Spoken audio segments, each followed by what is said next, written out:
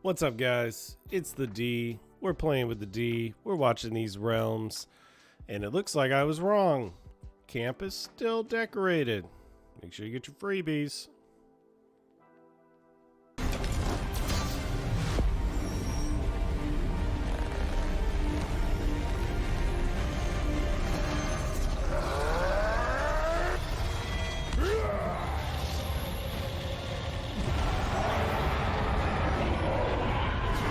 Get out of my kingdom.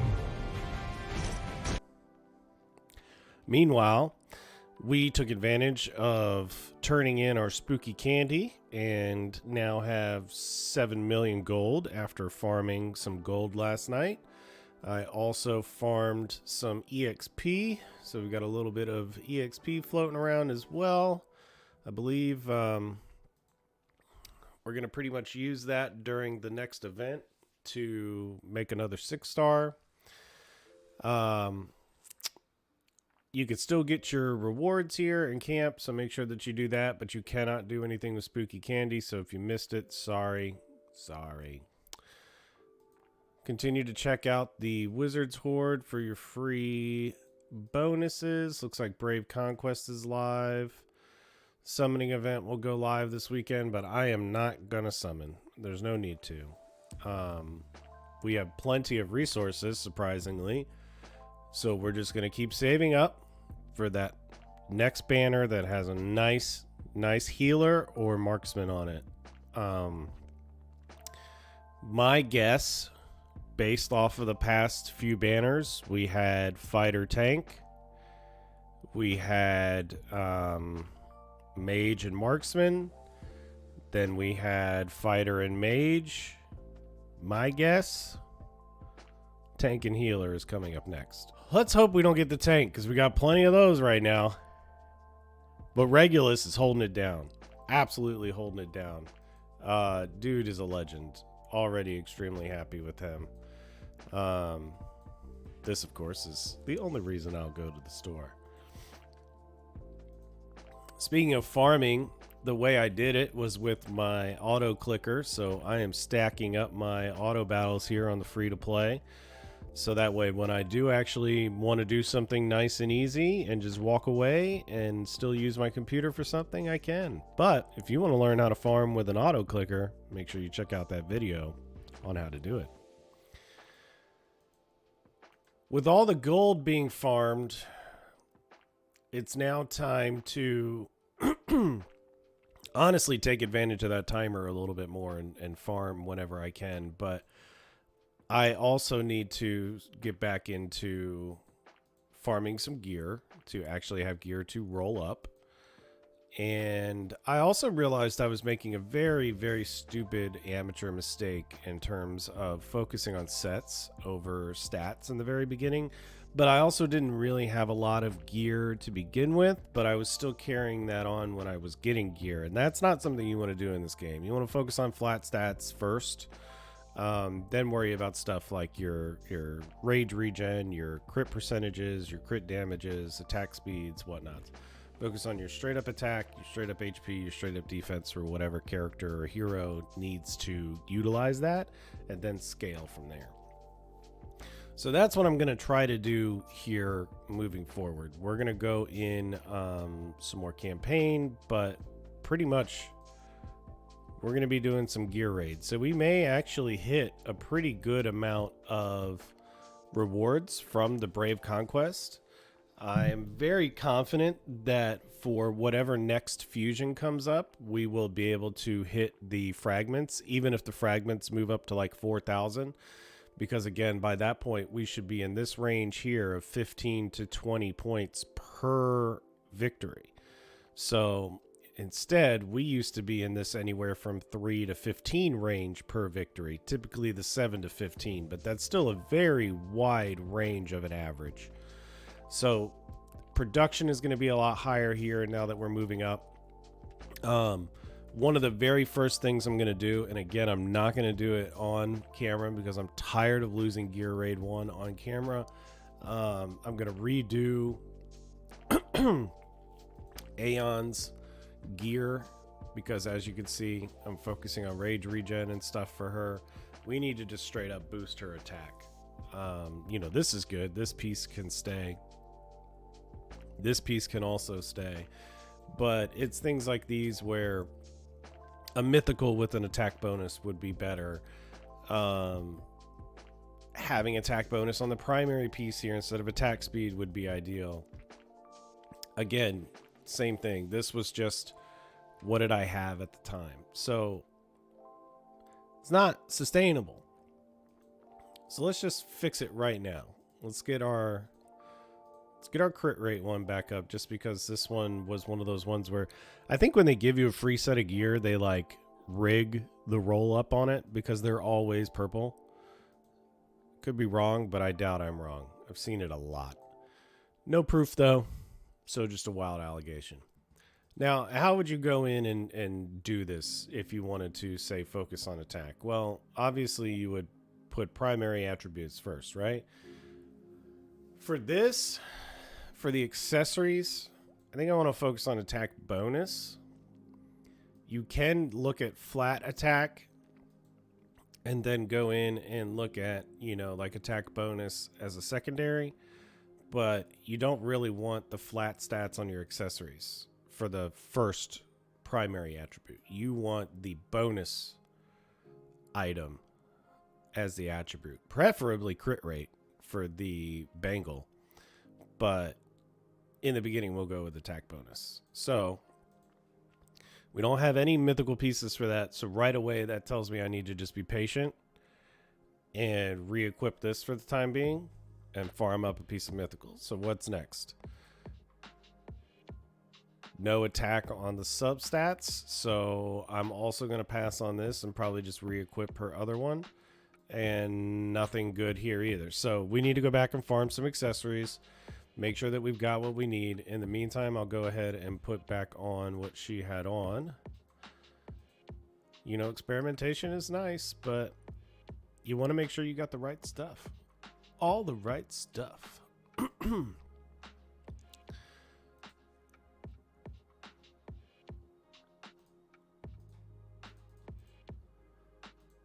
Flying through the Dragon Pass, and I realized after purchasing it on my main account for the first time, I don't think I'll purchase it again. The reason being is that there's not really much value in it, in my opinion. Right out of the bat, sure, they give you, you know, 3 ancient summoning crystals. That's great. But after that, it's like 1 summoning crystal, 1 summoning crystal, 1 summoning crystal, 1. So 1, 2, 3, 4. 4 of those. 3 ancients for the lords. 5 more at 30. That's 9, 10, 11, 12. 12 summons, 3 ancient summons, and 2 legendary summoning crystals. And that costs you $30. That's not worth it. It's not worth it in my opinion. It's not necessary. Sure, you get a absolute fraction of the benefit by not doing it, but I'll live. And I'll use that $30 on something else. The animal sedative xylazine, street name Trank. When I was leaving, somebody had samples, and that's what got me stuck, man. They had samples that pretty dope. Same thing with the privilege card. I don't think I will ever buy this again either.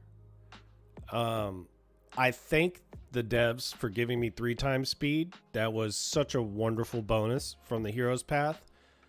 That was really the only reason why I bought the 3.5 times bonus in the first place. Or I bought this for that bonus in the first place. The extra drops are nice. I know why whales would buy it, so that they get the extra drops to save stamina on their farming. I get that. You know, maybe later it would be worth it for my main account again. But in the very first couple of months, it's just not worth it. It seems like it is because you get the boost up, but in my opinion, it's not. It's not worth it. You still end up hitting the same progression walls. You still end up failing to proceed, and you can save $30. Now, I don't know why I'm on this whole rant about the shop, but there is one thing, the growth fund, that I would say is worth the $30. So if you're going to put $30 anywhere, I would do it in here. I think what you end up with is, I don't know why this won't let me scroll, but you get 2 or 4 ancient summonings and then a bunch of gems. Diamonds, whatever. You get enough to do like a 10 pull. 150, 150, 150, 150. Yeah. So, yep. You get exactly enough to do a little bit more than a 10 pool, and you get a few shots at legendaries. That's a little bit more worth $30. Still not really worth $30 in my opinion, just because sometimes, there's going to be some crazy pack that comes up. I think there was one thing that popped up. Yeah, it was definitely a time limited offer because it's gone. It was like 15 summons for $5 or something. I was like, wow, that's worth it. Dude, honestly, same thing with the summoning card. They give you so many summons in the beginning. You don't need to buy that right away. This isn't like Genshin Impact where you're starting a game with a inflated pool of heroes or champions. It's not like Raid where they have like 1,800 champions or something like that now. It is less saturated, and you get inundated with summoning materials. Absolutely inundated. Like, I have not gone through the rest of hard mode. I have not even began expert mode. And once you complete that, you get 5 summoning crystals right off the bat from that. And I think this is either an ancient or another summoning crystal. So that's like 5 or 6 just from completing this. Not to mention the gems and diamonds that you get in between. You only get one of them, and they're called diamonds. This game just gives you resources. There's no real reason to buy anything until you get up to the point where you're doing guild wars. Honestly, in my opinion, there's no real other reason to spend any money in this game outside of stamina and gear farming. And really, that's just a matter of buying back your own time. That's really all that is. So, not sure what that rant was about other than, really stressing the like free to play aspect of the game. Let's see what's going on with faction trials. What do we got? Esotericists. We got us a few esotericists now. And we got us a tank. Might actually be able to proceed a little bit further in here, thanks to that. Oh, also Laurel, nice little rage cheese. But I love this game, and I just want to make sure that I can enjoy it for a long time at a reasonable cost. And thanks to the developers so far providing us with a large amount of resources, you can do that. This is, without a doubt, one of the most free-to-play friendly games I've ever played in my entire life. And I've played a lot of gacha games. I used to play Final Fantasy Record Keeper, may it rest in peace. I enjoyed Final Fantasy Brave Exvius. Then I took a break for a long period of time just because that game started getting to a point where it took way too long to strategize for every single fight, which is very Final Fantasy, and no fault to them at all. And the game was very fun to play, just eventually fell off. I tried Dragon something or another. What was that one with the one that Nintendo made with the kid with the yellow hair? I tried that one out for a little while. Tried out all sorts of gacha games. Eventually ended up on Raid Shadow Legends because a friend of mine suggested it, and I was actually looking for like a turn-based RPG that I could just play without putting much brain power into. somehow ended up running like 5 accounts at one time on Raid Shadow Legends, which I don't recommend anybody doing ever for their sanity. Gave away most of those extra accounts. Stopped playing my free-to-play account. Kept my main account that I admittedly spent a little bit more money on than any normal person should, and I learned a very valuable lesson in that, and that's why we do free-to-play centric games now. And even on my main account in Watcher of Realms, the only things I've actually purchased are the privilege card, the summoning card, and the growth fund. And the Dragon Battle Pass. Unfortunately, you know, that's like a total of $60. 30 for the growth fund, 30 for the Dragon Pass. I did 10 for the privilege card, and I think it's like 14 for the... So just around $80. That's a large investment. That's more than a AAA game if I were to go and buy something like Baldur's Gate 3 right now. So that's quite an upfront cost that I didn't have to do, but I was like, oh, there's value here. And then as you inspect a little further and you find out there's not really that much value there, because sure, outside of the odd piece of gear package that you're going to get or whatever, there's not really much there. So lesson learned on that as well. And again, it's all thanks to the devs. They're giving a bit too much away, in my opinion, especially with how they'll let just any idiot like me into the creator program, which even if I'm only getting 2 views, I think I'm going to get some gems out of that. So, you know, those of you who do view, I appreciate you a lot because it helps us grow. And I'm doing this for you guys, not just for me. I have fun doing this. I enjoy it. I don't know why, but I do enjoy it. So that's why I'm trying to help you enjoy it for free. Forgot to put Hollow out, or not Hollow, AI. She sucks, but she'll at least slow down the enemies so that Selkath can do what he needs to do. Loving Venoma. Absolutely love Venoma. You know, need to give her a lot more love as well. But, I mean, look at that. 98K. Saw 100K earlier in the previous one. You love to see it. And I like these levels. I like the design of the library levels. It's very Labyrinth. It reminds me of that. You know, reminds me of just the Tesseract. Anything where you're inside of a realm that has realms inside of it. I love that kind of stuff. Like the Demon Slayer, Demon Kingdom, the castle, where it's just a bunch of different layers and stuff. Love that stuff. Look at that, 100,000 damage. Venoma, the murderer. All right. Well, now that we're murdering Moonton's profits by telling you guys not to give them any money, play the game, but don't give them a dime.